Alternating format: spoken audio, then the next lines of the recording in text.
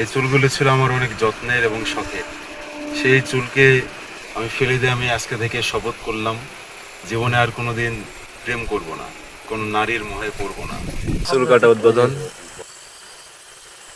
জীবনে আর কোনোদিন প্রেম টেম করবো না ভাই।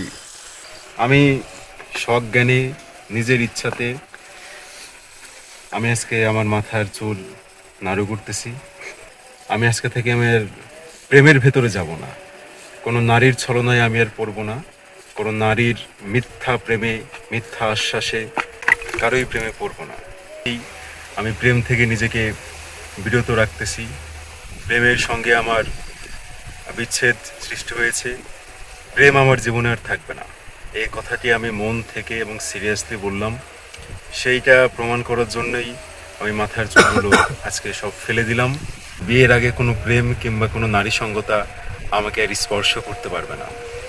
সমস্ত যুবকদের প্রতি এবং কিশোরদের প্রতি একটা আহ্বান, ভাই তোমরা কেউ প্রেম টেম করিস না ভাই।